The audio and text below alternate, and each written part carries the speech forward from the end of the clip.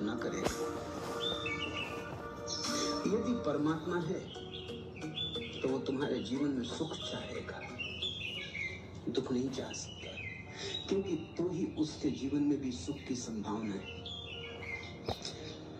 परमात्मा से दुख को हटा दो, पूरा अस्तित्व कहो, अस्तित्व भी तुम्हारे जीवन में सुख चाहेगा, क्योंकि तुम अस्तित्व के हिस्से हो।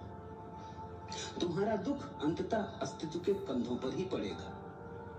अगर व्यक्ति दुखी है, अगर अंश दुखी है, खंड दुखी है, तो पूर्ण भी दुखी हो जाएगा। तुम्हारे पैर में दर्द है तो पैर में ही थोड़ी दर्द होता है, तुम में दर्द हो जाता है। तुम्हारे सिर में दर्द है तो सिर में ही थोड़ी सीमित रहता है, तुम्हारे पूरे तन प्राण पर फैल जाता है। तुम पूरे के पूरे ही उसके दुख को अनुभव करते हो।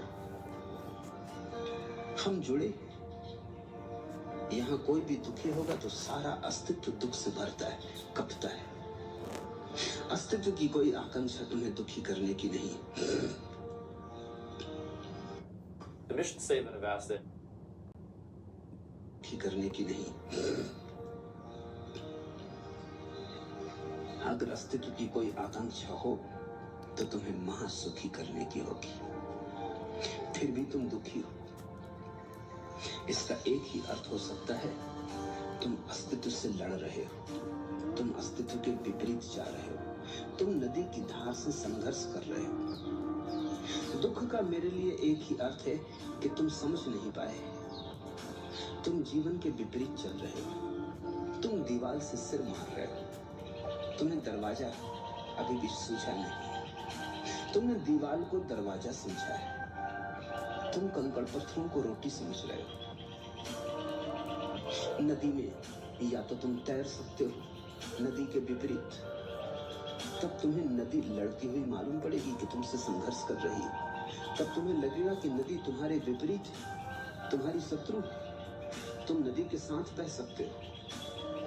रामकृष्ण कहते थे, भक्त नदी में नाव छोड़ता है तो पतवार नहीं रखता अपने पास, पाल खोल देता है, हवाएं जहां ले जाती उन्हीं के साथ चल पड़ता है। भक्त पाल खोलता है, पतवार नहीं। तुमने पतवारें उठा रखी और तुम कुछ नदी से जद्दोजहद कर रहे हो। हारोगे, क्योंकि पूर्ण से कौन कब जीता है। हारोगे तो विषाद आएगा, फिर विषाद आएगा तो और भी जोर से लड़ोगे। जितने हारोगे उतने जीत की पागल आकांक्षा पैदा होगी, जितनी पागल आकांक्षा होगी उतने ज्यादा